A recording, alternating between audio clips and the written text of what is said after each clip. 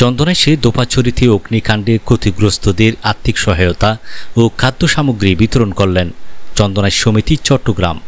চট্টগ্রামের চন্দনাইশ থেকে বিশেষ প্রতিনিধি নুরুল আলমের প্রতিবেদনে বিস্তারিত।